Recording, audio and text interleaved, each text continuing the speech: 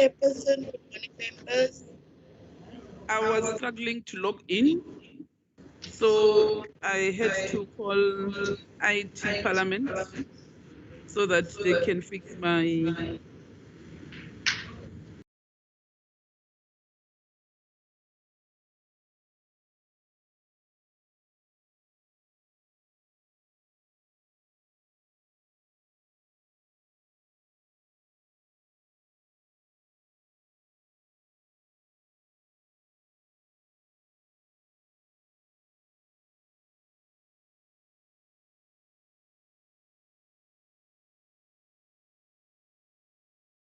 set day for us.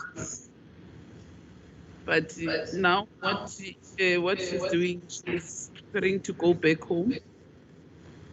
So she won't be part of the panel today.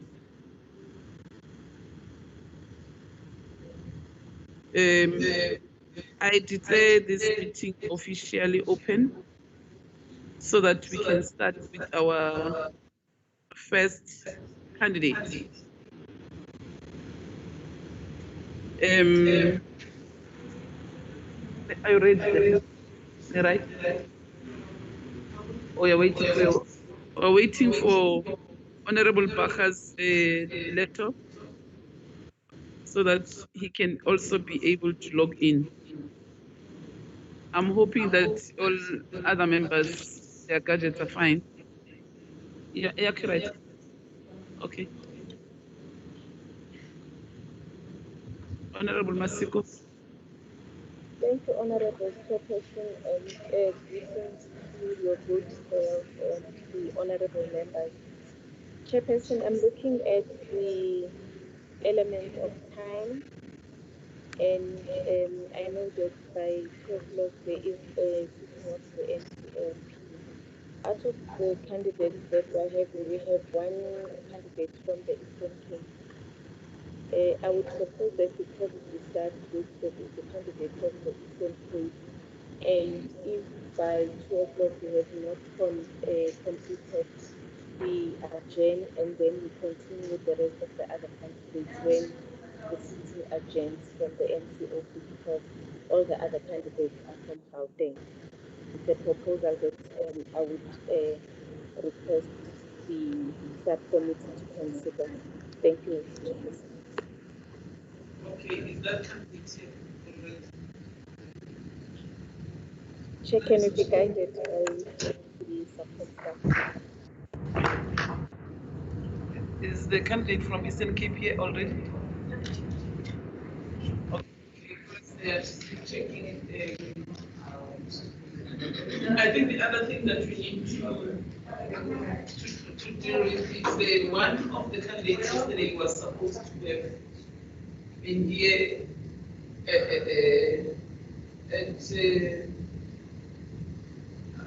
12. That candidate is from KZN, and the candidate was actually trying. Our staff members tried to communicate with him, or I don't know whether it's a he or a she, but they tried to communicate with him yesterday. His phones were off, or their phones were off, until later the travel agency informed our staff members that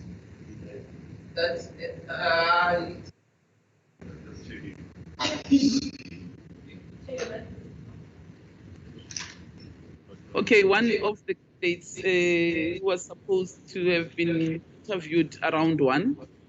Didn't travel from and to Gauteng.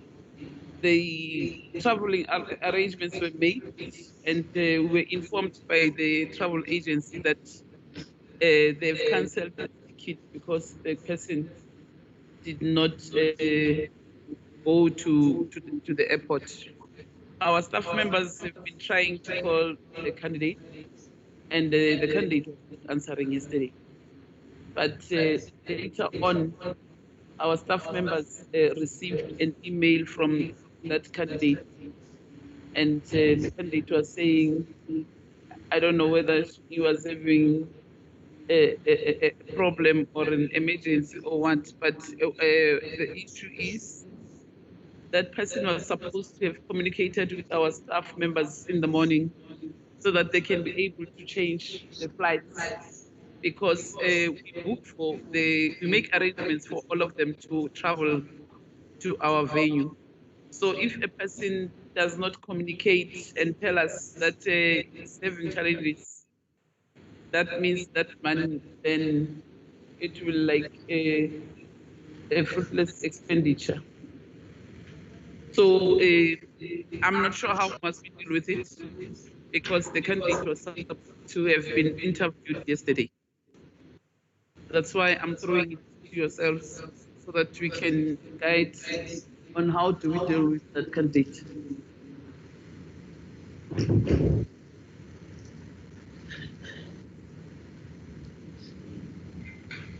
I guess that if we cannot get him or them, it's nothing we can do. We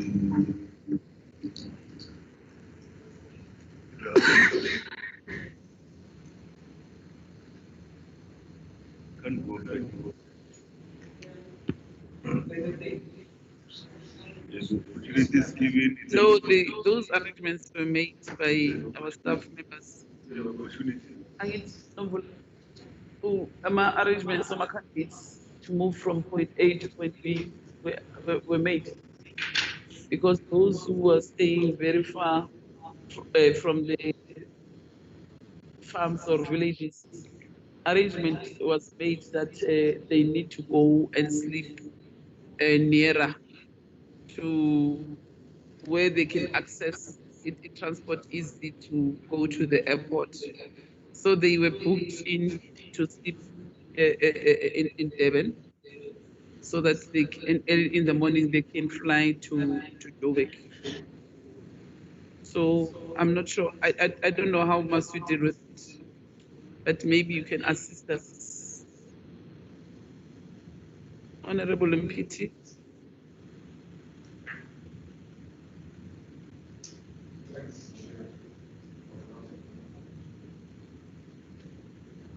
Thanks, Chair. Just on a point of clarity, you had said that the candidate had communicated to our team who are supporting us in this interview process.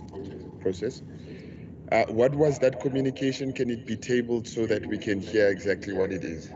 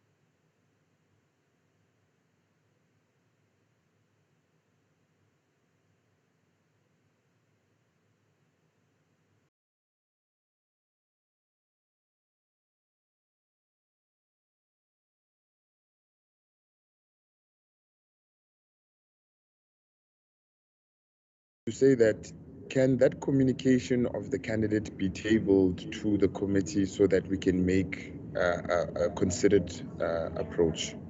Thank you.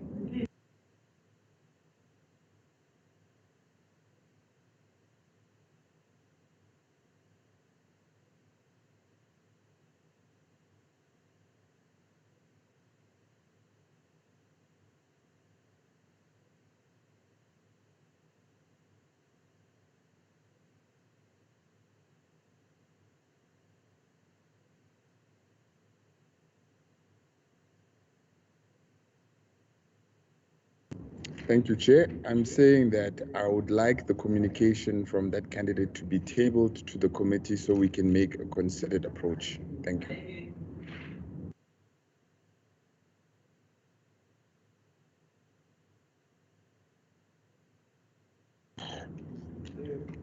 All right.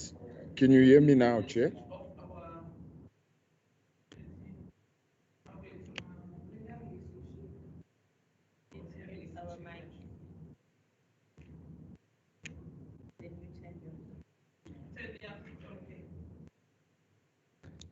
Thank you, Chair.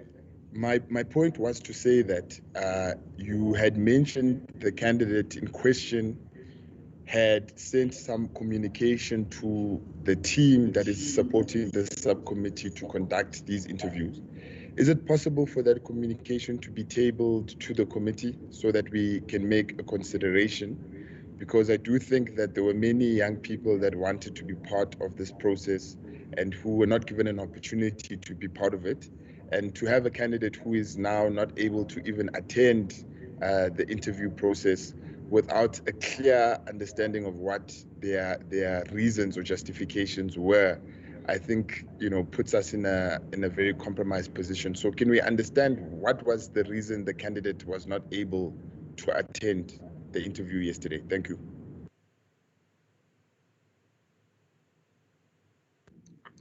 The only challenge that we're having is the sound for now. We're fine now.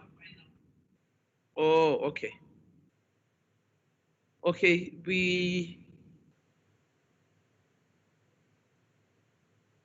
you are proposing that our staff members must tell us what did the candidate say? That's what you are saying? Okay. For the record, yeah. The email that is it a she or a he? Oh, okay.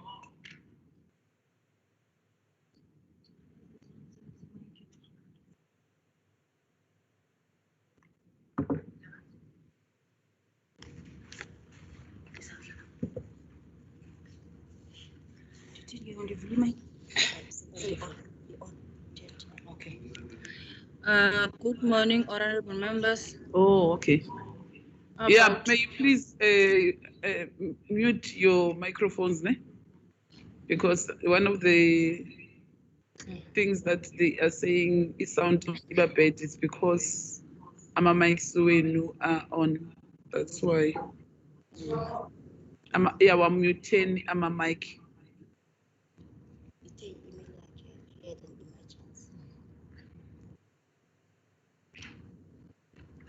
Can I go to? I'm off your phone, off mic yakho lapho. Laptop yakho. Mute you. Okay. Now look. Okay, you're off.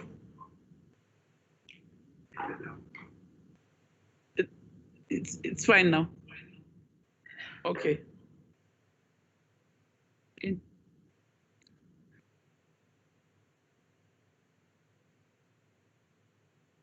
The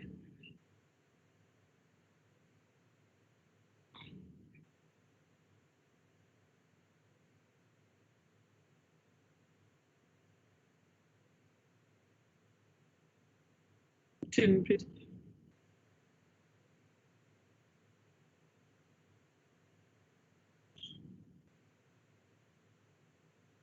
Ufuna ini?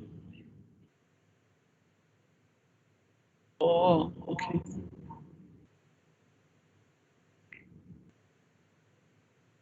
To send what? Aish.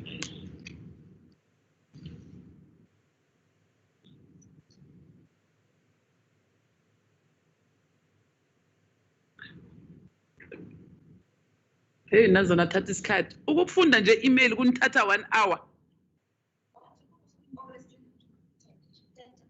Simele yena ukuthi Zuki kuthathele. Thank you, Chair. Zuki.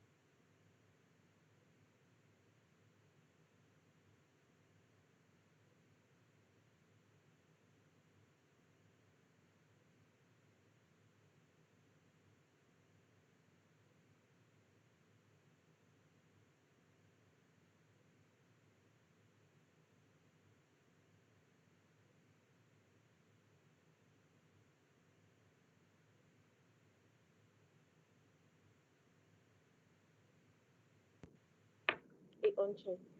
Chairperson, I think we can't deal with this level of unprofessionalism. The candidate has automatically disqualified herself. If she has if she had an interest of attending the interviews and she had a valid reason of not coming to the interviews, she was going to clearly state that she was unable to attend the interviews due to the following reasons and give the committee the necessary respect that it deserves.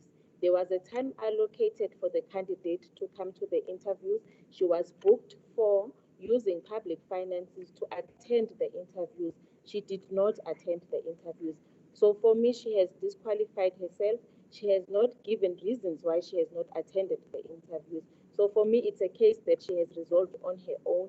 And I don't think, Chairperson, according to the program that we are having, that we will have the time to even slot her in and give her the slot should she even attend afterwards. Thank you, Chairperson.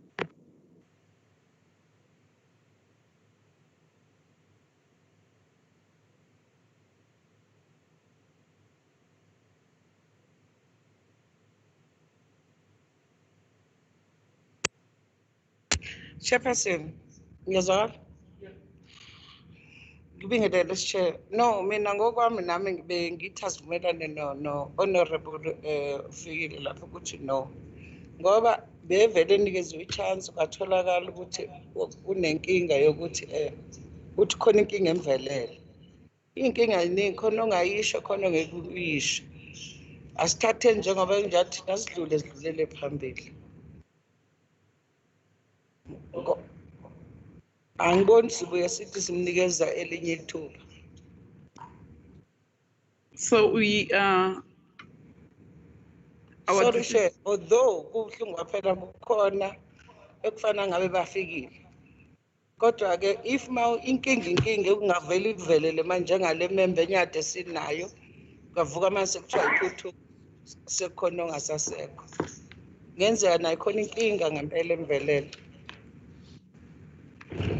but the issue now is that after staff said communicated with her through an email yesterday, she was supposed to have responded and tell the staff what is the problem and is she still coming or what, but she never did that yesterday. So today is another day, and now it's 11:39. She hasn't sent any response to the staff to say I had a challenge. This is my challenge, but I will request that the committee consider me. But also apologize because we spent money for cancellation of bookings is also money. So even if she was going to come today, she was going to use her own transport. We were not going to rebook for her because anyway, she didn't. She was not. Yesterday, she was supposed to have touched base with our officials, our staff members.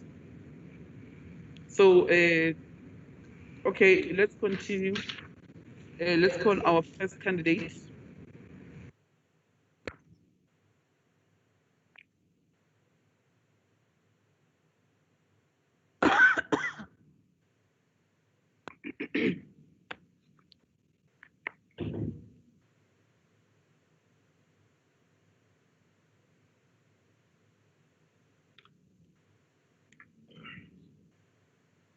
Switching my camera. That's in live. You must switch it on. Chastised.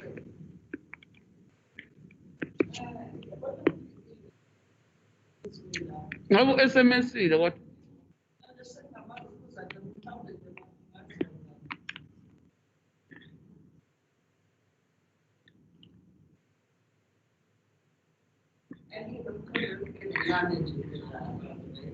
Mamela.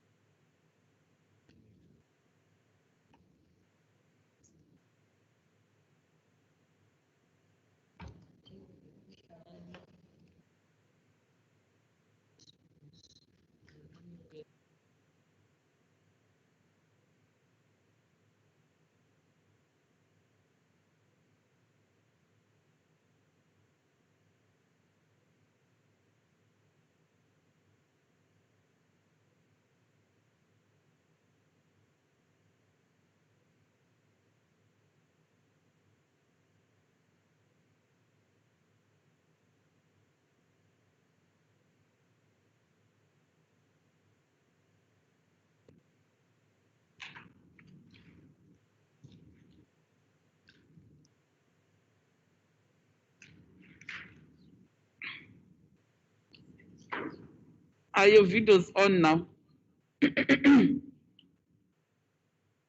Baha, your video is off.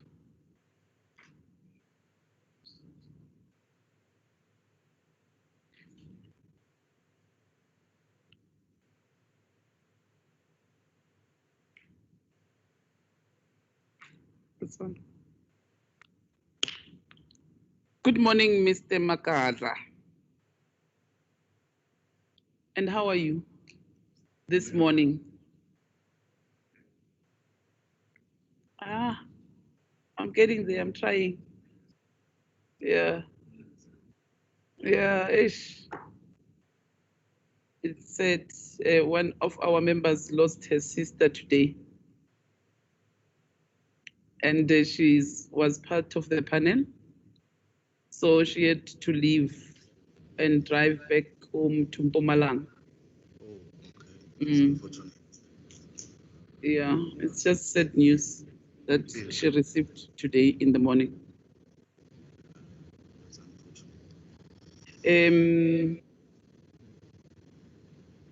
My name is Nonhlanhla Ncubendaba. I'm the chairperson of the Portfolio Committee on Women, Youth and Persons with Disabilities. I'm co-chairing with the Honorable Gillion, the chairperson of the Select Committee on Health and Social Services in the NCOP. I will now hand over to honorable members to introduce themselves. Over to you, Honorable Maluleka.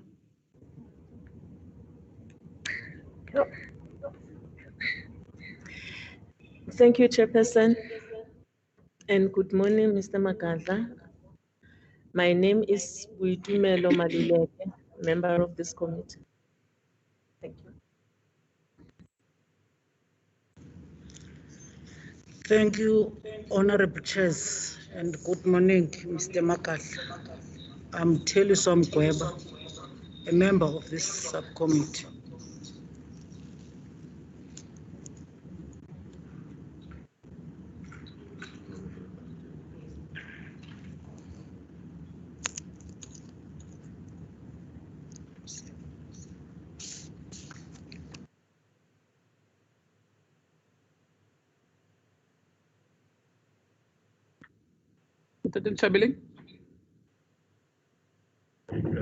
Thanks, Chairperson.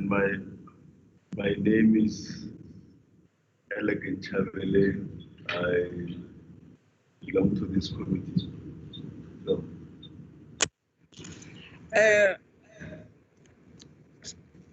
Good morning, Chairperson and our member, honorable members. Now, Shonisha Makadla. Igama lami nguSibongile Khawula, member le committee.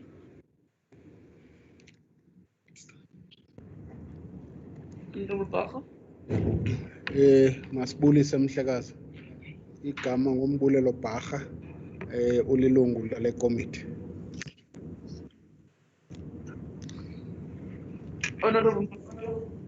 Thank you, Chairperson. And good morning, Mr. Makadla. Igama lami ngifikile Masiko ilunga Total. Ngiyabonga Sihlalo.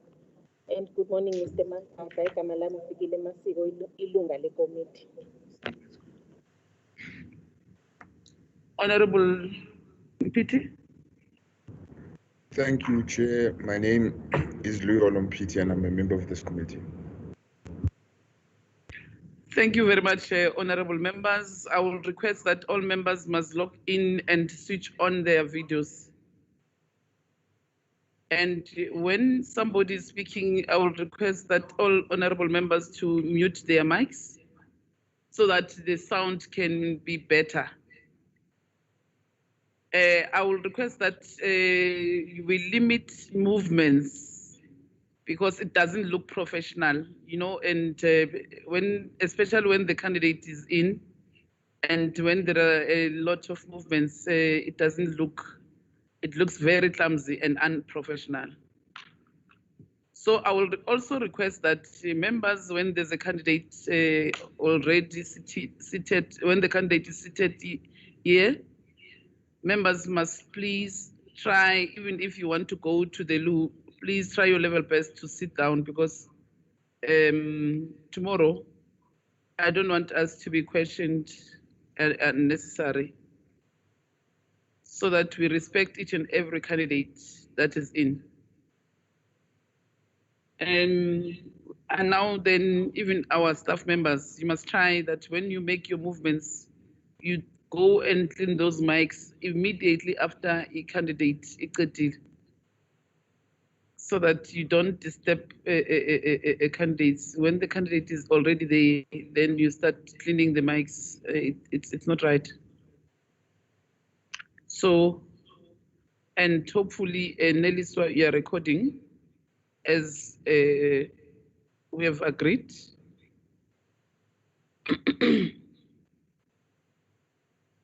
Next to Mr. Honorable Mpiti is Dr. Tambo, our legal person from Parliament.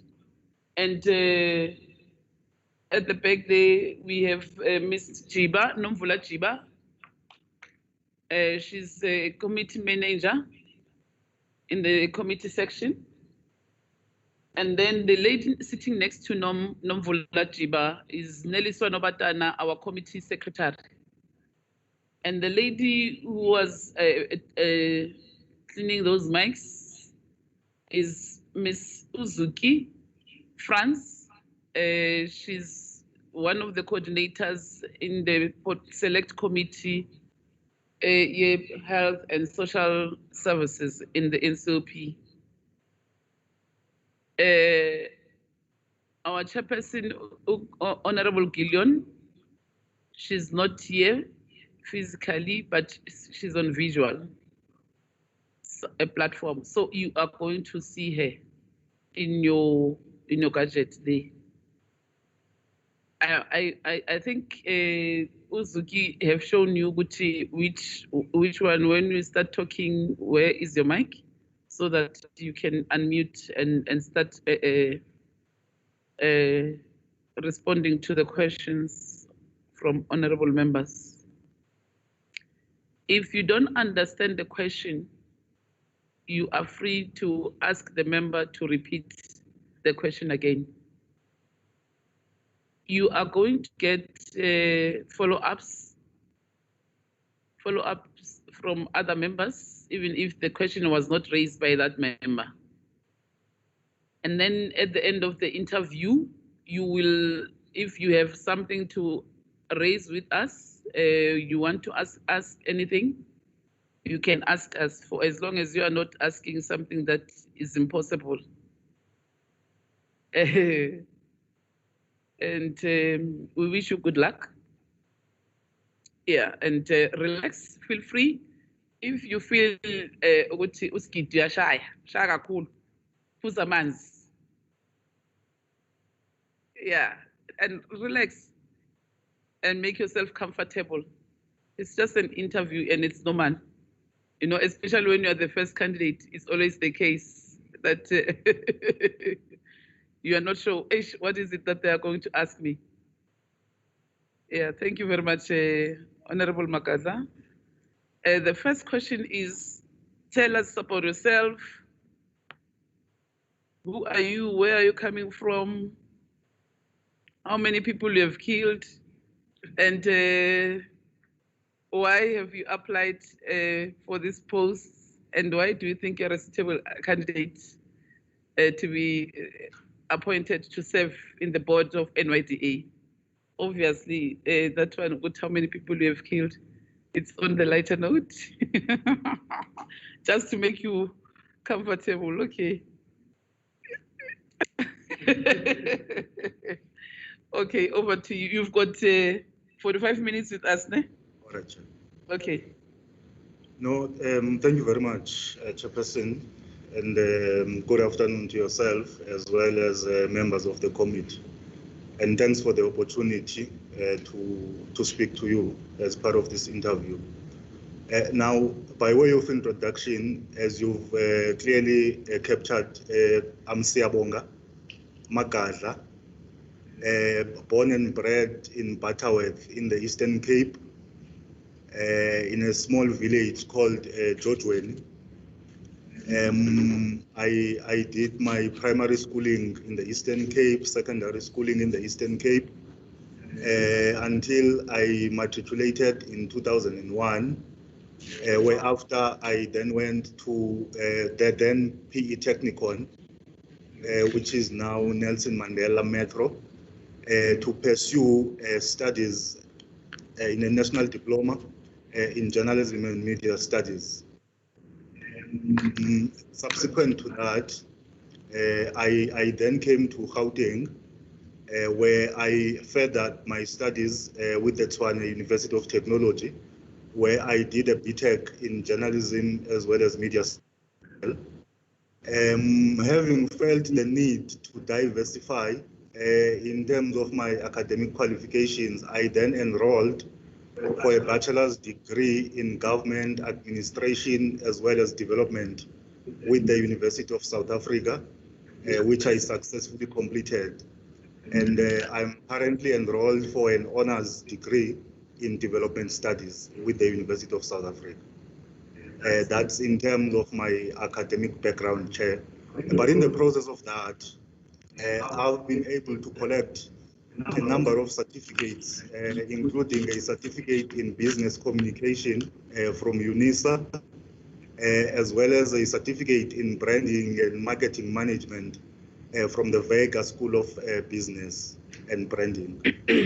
Now, that was part of me acquainting myself with a number of development aspects, business communication, amongst others, because I'm very passionate about business. Now, in terms of my work background, I've always worked in the youth sector, I must indicate. So in 2007, I was employed at the then National Youth Commission in the communications environment, undertaking a variety of roles until 2009, when the National Youth Commission then merged with Umsobomvu Youth Fund to form the National Youth Development Agency. And so I continued to play a variety of roles within the National Youth Development Agency, including a senior manager, marketing, and as well as branding, as well as a spokesperson for the organization. I also chaired a committee that dealt with sponsorships as well as donations, which was a committee of the board as well. I then decided to leave full-time employment in 2015, where I wanted to go and pursue my own business interest, which is something that I've always wanted to do. But the reality of a young person, Black in South Africa, do not always encourage all the opportunities to go into business. But in 2015, I took the courage to leave full-time employment to go and pursue my own business interests. And therefore, as I'm sitting here, I am a businessman with business interests, including media, transport, as well as real estate, which is property, but at a small scale, Chair, obviously with the opportunity to scale up conditions allowing. Now, why do I think that I am one of the best candidates to be on the board of the National Youth Development Agency? I think firstly, Chair, me being in business, running my own company, has further exposed me to the importance of corporate governance. And I've therefore acquainted myself with some of the prescripts that seem to guide or advise in terms of how successful companies are then operated and function. And therefore, I've acquainted myself with the King report, for instance, amongst other prescripts, which prescribes a number of principles in terms of good, part of which is transparency, accountability, accessibility, ethical leadership, effective leadership, And all of these really seek to achieve a number of governance outcomes, which is ethical culture in the organization, good performance, which is important in the organization, effective control, as well as legitimacy, which is very important in any organization, institution, or company, because you do not exist for the sole purpose of your own business. You've got stakeholders that you work with, and legitimacy is very important. I think those are some of the qualities and values that I will bring to the board of the National Development Agency. Oh, that was quick.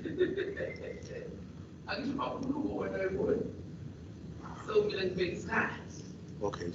Thank you very much.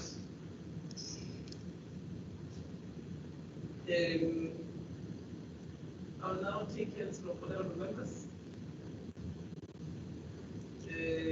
Now again. Honorable Masiko, Honorable Kaula, Honorable Wema, Honorable Manle. Thank you very much, Honorable Chairperson, and greetings once again, Mr. Makata. I see that you have extensive experience in the sphere of youth development, especially working with the National Youth Development Agency. And I'm sure that over time you have picked up that there is general perception amongst young people and South Africans that the National Youth Development Agency serves a certain cohort of young people, and specifically those that are generally affiliated to a certain political party. In your work that you have been doing specifically as a communication related expert, what have you done to change that perception? And if you are appointed as a board member in the National Youth Development Agency, what would you do further to ensure that the face of all the perception that young people have of the National Youth Development Agency actually changes in terms of it being an agency that only serves a specific cohort of young people? Thank you, Chair. All right. Thank you very much, Chair. I think I would have made an omission if I did not mention that I also serve as an NEC member of the South African Youth Council, which is an umbrella body for youth formations in the country, whose affiliation is drawn from a variety of organizations, including youth in faith-based organizations, youth in sports, arts and culture, young people in business, as well as chambers. I also serve in the South African Youth Chamber of Commerce and Industry. And those are the two organizations that also made my nomination. Now, Chair, one of the things that we've sought to ensure as part of these institutions has been that when the NYDA undertakes its programs, we mobilize and ensure that all young people across the sectors of society are able to participate in the activities of the National Youth Development Agency. And indeed, I must admit, Chair, that there has been that perception even when I was still at the agency before I left in 2015. And I think the perception really has been informed by how the agency started its operation. There was a prevalent existence, really, of a relationship between those deployed in the political structures of the ruling party in terms of the Youth League, as well as those that are deployed in the board of the National Youth Development Agency. So that perception developed as a result of that. But then again, I think in terms of communication, we sought to clarify the fact that all young people, regardless of their background, where they come from, as long as they've got the necessary competence, as long as they fit within the criteria that is stipulated, they all have a role and a responsibility to play in the development of the lives of young people. as long as they are able to satisfy this, those that they account to in terms of their ability to undertake the work that is entrusted upon them. And Chair, I think it's a perception that continues to dodge the National Youth Development Agency.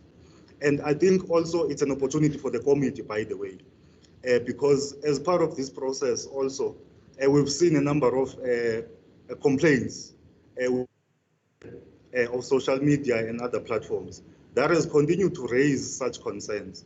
So I think it's incumbent now upon the committee as well to ensure that as and when it recommends and appoints members of the board is representative of all people across various sectors of the economy. Young people in business must be represented, Chair. Young people in civil society must be represented in the board, such that they are able to carry the aspirations of young people from the sectors of society that they represent. In terms of communication, Chair, integrity is very important in an organization. You must be able to say that which you are able to do and that which you are not able to do. Because if you say what is not consistent to how you act, then you've lost credibility and integrity. So that which you do must always be consistent with what you say, and you will gain the legitimacy and the credibility of your stakeholders, whether it's young people or members of parliament or private sector organizations that you ought to work with, as it is the case with the National Youth Development Agency.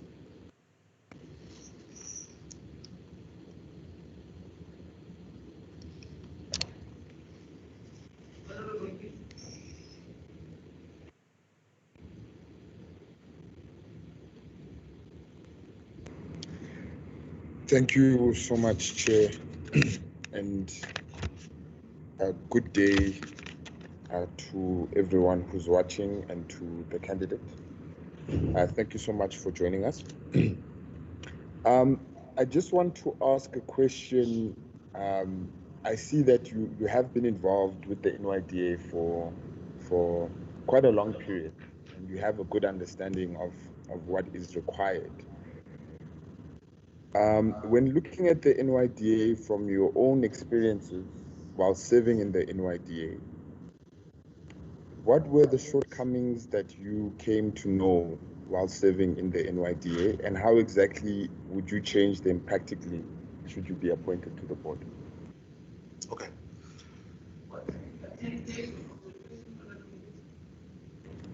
Chair, the question is, in his time serving on the NYDA in various positions, what were the shortcomings that he came to know about the NYDA in reference to serving young people and any other issues that you might want to bring up? And what would be your recommendation should you be appointed to the NYDA board, be practically to turn those matters around? All right. No, thank you very much. Now, I think experience in the I think the NYDA 2009 until 2015, when I left myself, was a fairly new organization, and it faced a number of challenges, part of which were issues of accessibility, particularly to young people in deep rural areas. There were issues of effective controls in terms of the internal systems and processes. There were issues of budget constraints, which still continue to confront the organization. However, I think that over time, some of these issues have been addressed, including issues of access, because there are offices that have since been established in municipalities. The issue of the effective internal controls has been addressed to a point where the NYDA has been meeting most of its performance indicators. It has also been recording a number of clean audits, which is commendable. However, Chair, upon leaving I then realized that the agency has not fully utilized the policy or legislative instruments that it has within its disposal, which can assist it to be able to have greater impact. point where I think the NYDA has been for some time very inward looking, in a sense that it has been concerned with only utilizing the limited budget that it has been allocated without going out to donors and fundraise, because, Chair, Section 18 of the NYDA Act on funding as well as investments, it empowers the National Youth Development Agency to make investments and accrue interest on those investments. It also empowers the NYDA to be able to raise funds from other sources of income. And if that instrument has been utilized to its optimum, we would not be having a situation where we perpetually hear calls for government to capitalize the NYDA more than it already has. There's about less than 400 million that has been given to the NYDA. Of course, it's not enough considering the magnitude of the mandate. But there are other policy instruments that allow the NYDA to go out and raise funds in order for it to supplement the work and the programs that it intends to roll out to young people. And another issue, Chair, is that the reality is that jobs are in short supply. Government is looking at reducing the salary bill. Private sector companies are also cutting employment.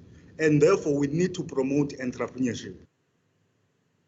Government has got within itself the power to effect radical economic change and participation of young people.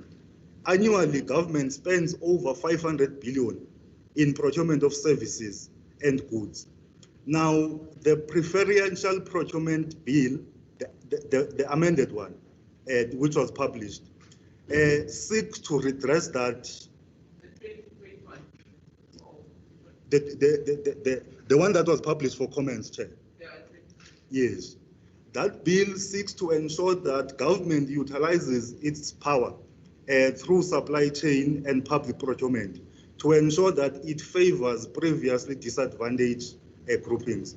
Now, the NYDA has not taken a lead in that particular debate, because the reality is that part of the preferential procurement bill must be able to speak to issues of set-asides to ensure that youth-owned businesses are given preference in terms of public procurement, because channels that will ensure that young people participate in the economic mainstream of this country.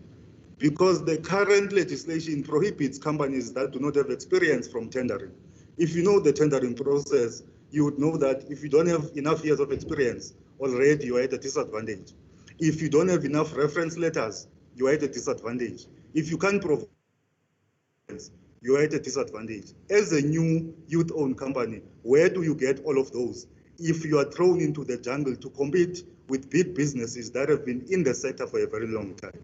And therefore, set-asides. You are also talking to the issues of IDC. Sorry, Chair. That also includes our IDC. No, this is different, Chair, because it speaks to public procurement. IDC is a development funding agency with funds businesses. But public procurement is where government procures goods and services, whether it's printing, whether it's consumables in the office, whether it's stationery. There are tenders that are advertised on a daily basis. But those tenders, because there are no set-asides for youth-owned businesses, they close out youth-owned businesses. And therefore, there must be provision for exempted micro-enterprises, enterprises that turn over below 10 million, for instance, to say this tender is only closed to exempted micro-enterprises so that they themselves, so that they're not disadvantaged by big companies that have got experience and capacity. Thank you very much. Thank you very much, Mr. Makatla. It cannot be correct that you make another follow-up, because already I have taken more minutes for this one. You made a follow-up and I made a follow-up. So his 45 minutes is gonna be very little. So other members also, they'll want to ask him questions. You ask one and I ask one, but also remember, it's 45 minutes.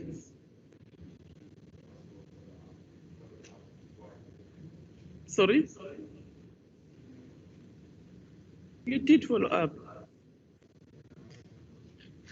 You are not following up. Oh, I thought it was Masiko's question.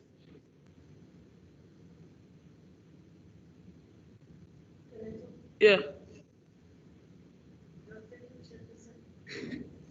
I think we are allocated timelines as members for our questions, and the answers from the candidate is 5 minutes and us is 2 minutes. So if the minutes are completed or finished, we cannot continue with follow-up questions because really we are going to do injustice to other members. They will not have chance to ask their questions because the candidate has got only 45 minutes. So I think maybe we must stick to our time limit. Thank you, Chair. Okay. In fact, we have taken 10 minutes in this one question. Oh. Okay, Honorable Mamkaula.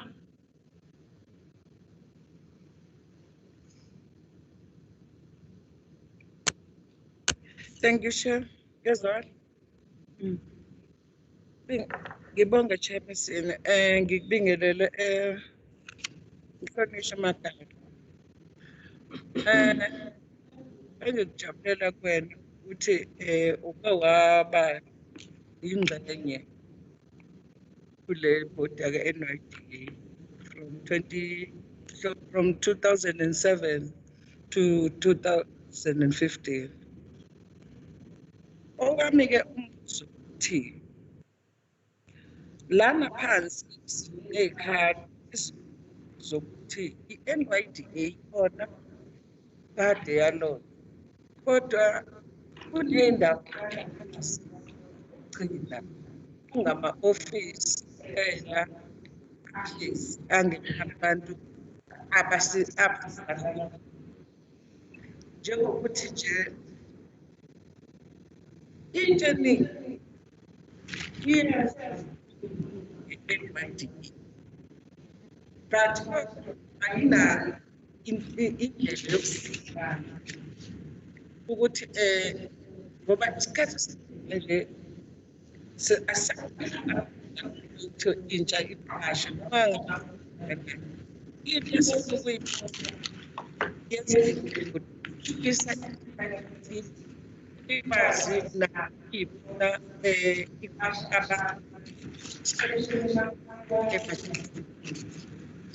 manje into eyenzekalayo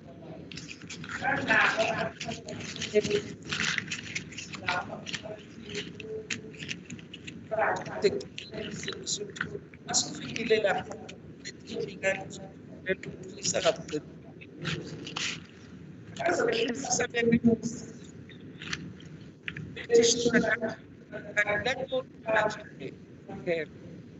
ngifuna ukwazi ukuthi noma siyangena senze ukuthi ngokuwabonile amamistake enziwe le ukuthi ekugcinene ikhombise ukungathembeki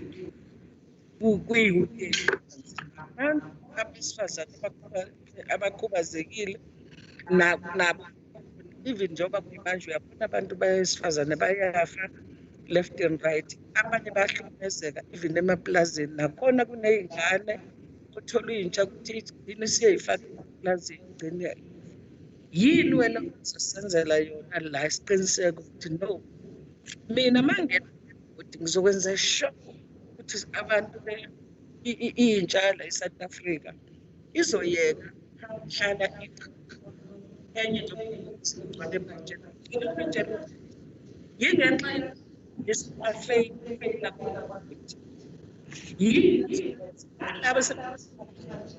yini yenza besifunde nje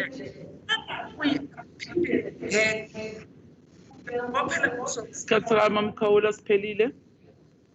In fact, she has taken 1 minute, but I left her because, you know, when you relate things in Zulu and English, it's different. Okay.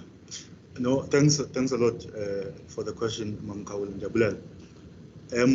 I think in introduction, I related to the fact that for some time now, the National Youth Development Agency has been inward looking. It has not utilized the legislative instruments that it's supposed to be utilizing in order for it to raise funds. And I agree, Mam Kaula, that as much as the NYDA has established a number of offices, some of them in municipalities, some of those offices do not have the financial or the human resource capacity to assist young people. And this is attributed to Indaba Yemali, that there's only less than 500 million allocated to the NYDA. And the point I was making was that it cannot be that we only look to government for financial intervention, because the Act of the NYDA, Section 18, empowers the NYDA to raise funding from other sources so that it can be able to carry out its mandate. For the NYDA to do that, it needs to subscribe to the principles I spoke to earlier, as articulated in terms of good corporate governance. There must be good performance, there must be effective controls, there must be legitimacy. Because if you lack legitimacy, there's no one who will even give you the funds that you require. So part of what I think I will contribute, if I'm considered for the board, is to make sure that we uphold those good principles of corporate governance. Because now I'm sitting from outside and I've got the benefit of the experience of being an entrepreneur or a business person myself. I'm no longer sitting at the comfort of knowing that I've got a guaranteed salary. And therefore, I've come face to face with the challenges that affect entrepreneurs. And you are correct, Mam Kaula. We need to promote entrepreneurship in the country. If, for instance, you look at the latest labor quota survey by Stats South Africa, it says that of the 8.7 million people who lost jobs between January and June, over 55% of those do not even have matric. So we need to have interventions for those because they are not going to be able to be employed. And therefore, we need to look at sectors that can absorb low-skilled labor that or that have only got matric. And some of the sectors that we need to look into is issues of agriculture, including the cooperatives that you were relating to. Because the young people who are sitting in villages, they do not want urban areas, and therefore they must be given land and assisted with farming. And we need to raise awareness around the importance of farming, because one of the things that COVID-19 has exposed is the fact that food security is one of the most critical elements of survival. And therefore, young people need to be involved in food production to ensure food security. And it's only through agriculture that they can be able to participate in ensuring food security. Currently, the market is commercialized. Thank you very much. You were answering a very interesting question, and it's only that time does not permit us.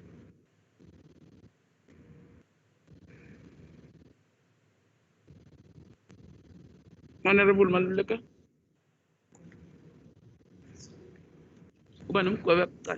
Yes. Yeah. Thank you, Chair, and thank you, Mr. Magadla. I've listened to your response to Honorable Piti and Mama Kaula in terms of your experiences, both in the Umsobomvu Youth Fund, the National Youth Commission, and the NYDA. And I thought that you have responded in all the issues. For example, I will say the SWOT analysis, the shortcomings, that is the weaknesses, the strengths, the opportunities, and also the threats. But however, the one would say to you, the Constitution is the supreme law of the Republic of South Africa that guides all its citizens. So, Mr. Magadla, what it means to you as a South African citizen and a young person in South Africa, interested to be recommended and appointed to the NYDA board to achieve good governance, what it means to you, to make sure that achieve good governance, to the issues that you have indicated, firstly in your introduction, and also responding to the question from Honorable Mpiti. Thank you so much. Just clarity, Chair. What it means to you to make sure that if you are recommended and appointed, how do you then make sure that you achieve good governance? I think, Chair, one, as I've indicated, you need to obviously acquaint yourself with the functions of the organization in which you are serving, and you need to uphold values of ethical leadership. Now, one of the principles that is established by the NYDA Act, Section 4, which speaks to the principles, it speaks to issues of accountability. It speaks to accessibility. It speaks to openness. Now, that is also the principles as espoused by, for instance, the Constitution, because the Constitution also speaks about ethics, and the ability to uphold high moral responsibilities as a citizen of the country, with a responsibility to participate in the development of the country. But also, one of the guiding principles of organizations in order to ensure they achieve corporate governance is that they are guided by the Public Finance Management Act. And the Public Finance Management Act is a guideline to accounting officers in terms of what to do and what not to do in order to ensure that we achieve good corporate governance. Because ours as the board is to provide oversight in terms of the operations of the organization.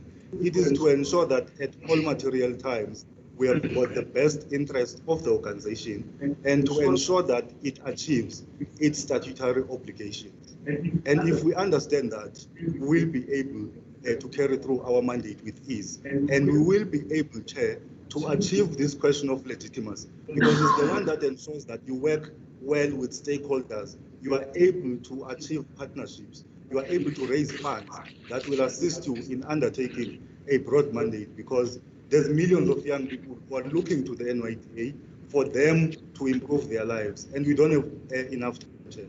Otherwise, if we don't move with speed and implement practical programs, we're going to face, without being alarmist, a social revolution, because young people are becoming impatient. We need to be practical. Policies are there, institutions are there. We need effective leadership, which is results driven, which is capacitated and understands both.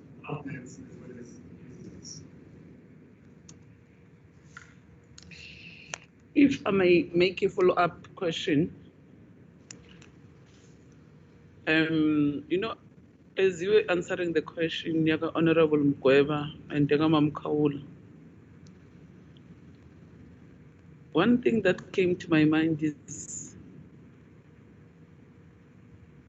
as South Africa, kunabantu abasha abaningi abangatholanga ithuba lonke esikolweni ingoba ama-circumstances abaphila kuwona from their families awabavumelanga. Kanti-ke mawubheka i-NYDA,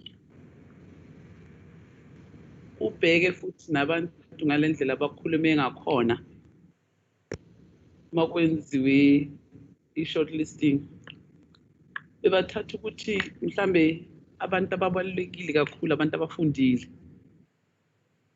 laba bantu bona abangafundanga, abantu abasha, uMama Khawula akhala ngabo every day, athi abanye bakhona bangena kuzidakamizwa. kuyo yonke lento boyisho bona bafitha kuphi kuwo wonke le mibuzo obizwe from kumamasiko ubaba umphithi umamkhawula kubo mawukhuluma ngebusiness ukhuluma isiGreek ngoba abakazi balithole lelo thuba kokuqala nje and ngoba abakazi bayibone kwa ekhaya into ekuthiwa i-business or into ekuthiwa kune-surplus yemali ekhaya baphile enhluphekweni for isikhathi eside so ngale ndlela abanye abantu babuka ngakhona NYDA mina namanye amalungu cabanga ukuthi bacabangela abantu abafundile nabantu abanokuthile abantu laba abanganalutho ukukhuluma ngabo cabanga ukuthi wena ku-right lokho cabanga ukuthi sofakiwe laphana ku-board uzobabhekela kanjani? So I think what you are raising is important, and it speaks to the fact that we need to understand and appreciate the fact that young people are not a homogeneous group, as you are saying. There are those that are educated, there are those that are not educated, and there are those that are in business. So in designing your interventions, you need to take into consideration some of those issues. Now, as I indicated that according to the labor force survey, 8.1 million people lost their jobs between January and June because of COVID. Just over 55% of those do not have matric. So it's the young people included in that category. Now, the functions of the NYDA, amongst others, speak to the issues of the National Youth Service.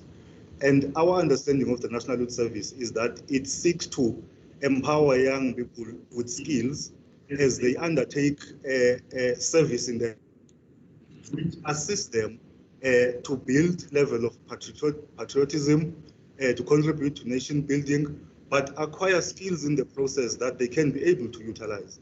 But National Youth Service on its own is not enough. It must have exit opportunities. And in designing those programs for young people who do not have matric, you must be able to make sure that you equip them with a number of skills that they can use on a daily basis. You can train them as carpenters, plumbers, electricians, because on a daily basis, a household requires the services of a handy person. And therefore, if you equip them with those skills, they will then be able to have a livelihood that will empower them and give them some social capital and social mobility, because you've given them that particular skill. But the second issue, Chair, is that we need to invest in areas like special economic zones, because special economic zones have been proven to absorb low and unskilled labor because of the nature of the activities that are taking place there. One, you attract a foreign direct investment, you increase opportunities for import and export, but in the process, you create employment because you attract foreign companies to come and operate in those special economic zones. In the process, they create opportunities for young people who are unskilled and who do not have the necessary qualifications for them to be absorbed in other forms of formal employment. Thank you very much, Baba Makala. Mama Luleka. Thank you, Chairperson. Babu Makala, when you responded to some of the questions, I heard you talking about the good work that the previous board has done. You talked about the accessibility. But there's this problem that there are satellite offices which are in the municipalities. But then my question to you would be, some of these satellite offices, they are not accessible to people who are in the deep rural areas. What is it that you can do if you are given an opportunity to serve in the board to ensure that NYDA is visible even in deep rural areas, especially during this COVID-19, because some of the things, they are not easily done, no mass gatherings and no physical contact. What is it that you can do to ensure that a young person in Mulech access the benefit or whatever product or projects NYDA has? Thank you, Chair. All right.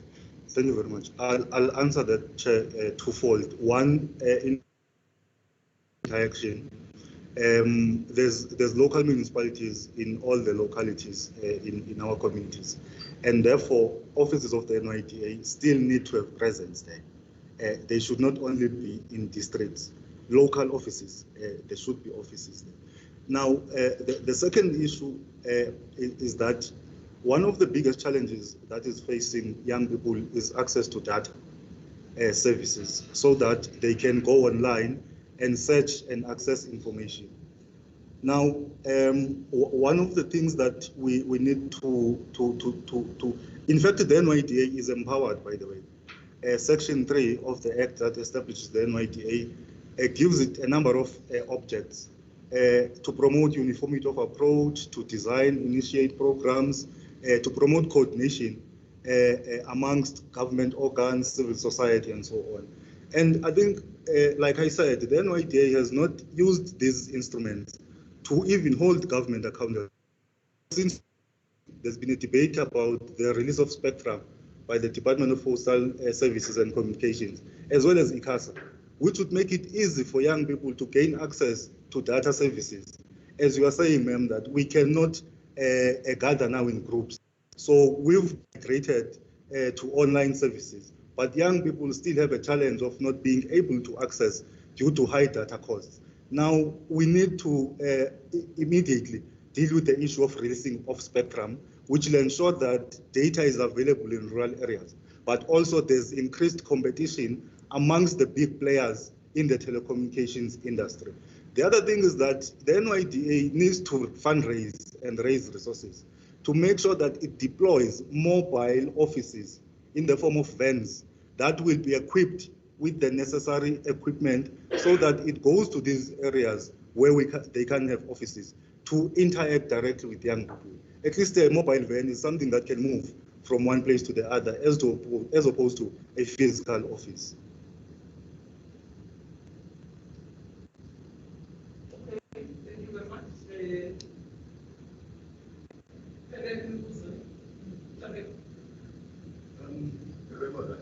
Yes.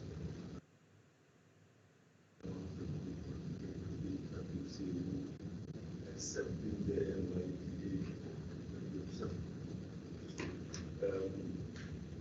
Looking at the Act, the NYDA Act has been existed more than 10 years.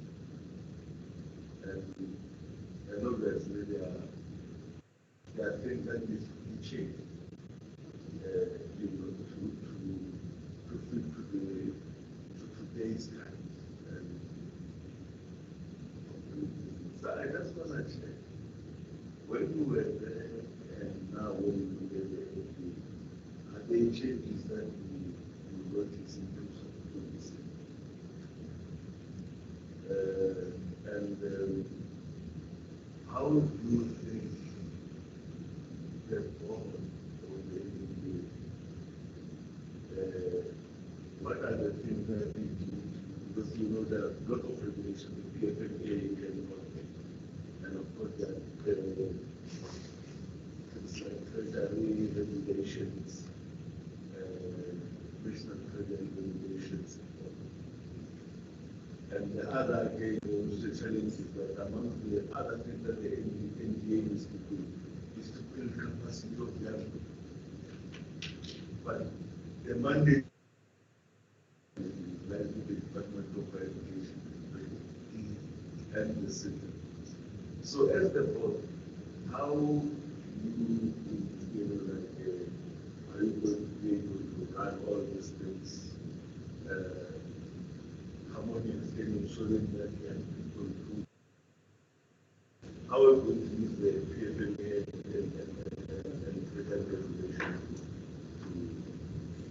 sure that the NDA is on track and that we get value from the money that we give to the NDA, which is close to 1 billion. ukuthi NYDA ngoba Yes. uma NDA uzazucabanga le yabo social development. No. Okay. No, that's fine. So as you correctly put it, honorable member. So one of the, in fact, I think just post 94, there was a debate about whether to have a youth ministry or to go the youth commission route and so on. And the youth commission route was opted for because of having identified that government needs to have a two-pronged approach to youth development. One, to integrate youth development across sectors of society, including government.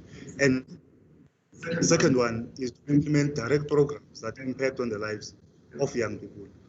Now, that's why I was also saying earlier that optimally, the agency has not utilized the enabling act that is there. Because part of what we need to do is to hold government departments accountable, is to ensure that they implement programs and they are able to report on those quantitatively and qualitatively. They must be able to demonstrate that they've undertaken interventions. The NYDA Act, Chair, in its current form, it's very broad and it gives the NYDA sufficient powers to do all of these things. Now, there are two interventions that I'm thinking about that government has introduced. There's the tax incentive that National Treasury gives to companies for them to employ young people who are unskilled. And the Integrated Youth Development Strategy have given the NYDA powers to evaluate the effectiveness of that tax incentive scheme, whether it has assisted young people to enter into gainful employment. I'm not sure to what extent has that monitoring been done. The second one is that government has introduced the skills development levy, which is monies that are paid by companies that have got a payroll of over 50 million. They pay this to sector education and training authorities for them to take skills development programs and train young people. But I do not think that the NYDA, by the time I was there was no forum where the NYDA sits with sitters and can engage them to say, you get money from the skills development levy, to what extent do you utilize this money? What training programs are you undertaking with young people? And what is the success rate of these training programs that you are doing? Therefore, there's a need for that coordination, which in the main was one of the reasons why we opted for the route of an agency as opposed to a ministry, because youth development imperatives, they sit across all the functions of government. What you need to do is to have forums where you hold government departments accountable, where you hold state-owned enterprises accountable for the work that they are supposed to do in the development of the lives of young people.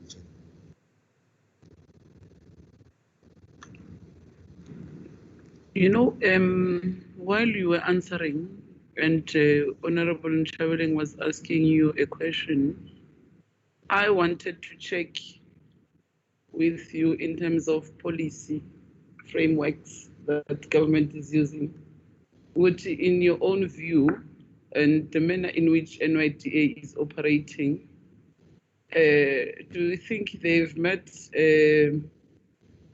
have they implemented what the NDP says in terms of youth? The NYDA? Yeah. I think... but also, with your own understanding also, you see, Department of Women, Youth and Persons with Disabilities, they are dealing with youth issues. So in your own understanding, or your own view, what do you think should be a working relationship, NYDA and the Department of Women? Because I think somewhere there's a gap that we see as honorable members. But I want to get from you, which one have you ever assessed maybe how can they forge a working relationship in terms of even crafting their programs for young people? Chair, my understanding is that the National Youth Development Agency reports directly to the Ministry of Women, Youth and Persons with Disabilities. I would find it as an anomaly if there was a disjuncture or lack of cooperation or coordination in terms of the work that they do. Because I believe that there should be ongoing cooperation between the two, in light of the fact that the agency reports directly to the ministry. So I honestly would be surprised if there's no cooperation in that regard. But one of the things that we've always advocated for at a broader government level now has been that there must be what you call an interdepartmental committee on youth affairs, where the NYDA sits and meets with all the departments, including the Department of Women, Children and Persons with Disabilities, in order to understand how they are developing their programs that target young people, and to guide them in terms of how they should align, for instance, with the NDP. Because if you the National Youth Policy, the Integrated Youth Development Strategy, they all derive their existence. You find that there's interdependability there. They speak about broad issues, its economic participation, its social cohesion and national youth service, its health being. So whatever it is that is pronounced in the NDP, it's also pronounced in the National Youth Policy. And the role of the NYDA, therefore, is to develop guidelines to implement the National Youth Policy. And the National Youth Policy ought to be implemented. It's not a document of the NYDA. It's a document that gives directive to all government departments. It gives directive to private sector and civil society. And therefore, the Integrated Youth Development Strategy then becomes a tool for the implementation of the National Youth Policy, but not only implemented by the NYDA, because it would not be able to. It must be implemented by all organs of society, with the NYDA playing a coordination, mainstreaming, as well as monitoring role. Okay, thank you very much. Thank you very much, Mr. Makadla. There are no further questions. I think we're done. The time is up. Is there anything that you want to ask the honorable members? No, Chair. But a comment, if I may. Yeah, you can comment. Okay, no, thank you very much. I think, Chair, in light of what is happening currently, I think the COVID-19 has exposed us, or it has given us an opportunity, perhaps, to reset or to press the reset button in terms of how we do things differently. And we need to ensure that in everything that we do, we begin to embrace issues of technology. But entrepreneurship, Chair, is the future because there are no jobs. We need to ensure that we invest in entrepreneurs. There's the sector that is often neglected, the informal sector. And most of entrepreneurs in that sector have been driven out of business because of competition from other people with better expertise in terms of business. Now we need to assist that sector, bulk buying, warehousing, distribution, packaging, quality controls, and all of that, so that they are able to stay in business and not be driven away by people who've got a better access to entrepreneurship. Another element, the last one, is that we need to infuse entrepreneurship education in our curriculum in schools, so that young people at a very young age, they begin to understand that we do not go to school to seek employment, which is in short supply, but we must be able to go into the sector and create our own job opportunities. Thank you very much. Thank you very much, Mr. Makadla.